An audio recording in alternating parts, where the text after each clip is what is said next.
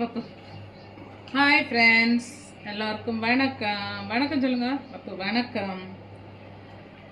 Hi friends, இப்போ பார்த்தீங்கன்னா நான் எதுக்காக இந்த வீடியோ உங்களுக்கு அப்லோட் பண்ண வந்திருக்கிறேன்னா, பப்பு கொஞ்சம் இம்ப்ரூவ்மெண்ட் இருக்குது ஃப்ரெண்ட்ஸ். எப்படின்னா, இப்போ ஒரு டாக்டர் அம்மா எனக்கு கிடச்சிருக்குறாங்க. அவங்க ஃப்ரீயாக தான் பார்த்துட்ருக்குறாங்க. அவங்களுக்கு டெய்லி இன்ஜெக்ஷன் பண்ணிகிட்ருக்குறோம். கொஞ்சமாக வால் ஆட்டுறது இந்த மாதிரி எல்லாம் கொஞ்சம் கம்மியாக இருக்குது.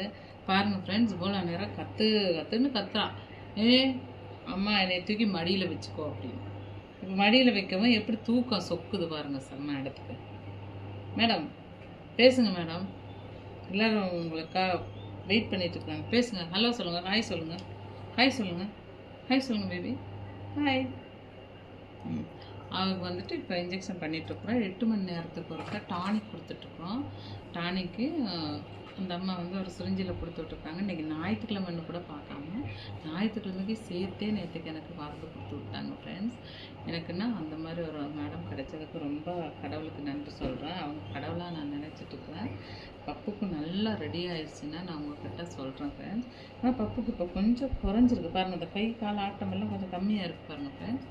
முதல் ஆட்டினதுக்கும் வீடியோவில் பழைய வீடியோவில் பாருங்கள் எப்படி ஆட்டிகிட்டு இருக்கான்னு. இப்போ வந்து ஆட்டம் கம்மியாக இருக்குது. அதனால தான் ஃப்ரெண்ட்ஸ் சொல்கிறேன்.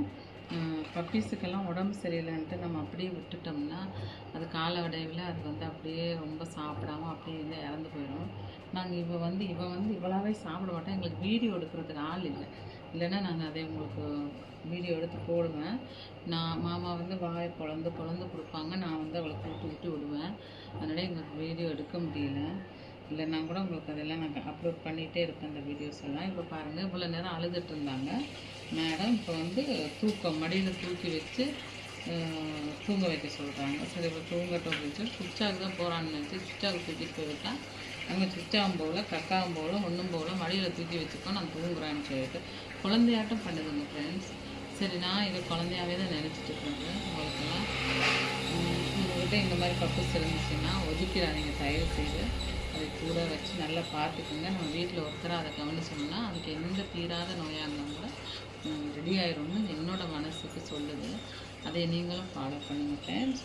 ஓகே ஃப்ரெண்ட்ஸ், இன்னொரு விஷயம் சொல்லணுன்ட்ருக்கேன். எல்லா வீட்லேயுமே எவ்வளவோ திருநாய்கள் கூட சுற்றுது.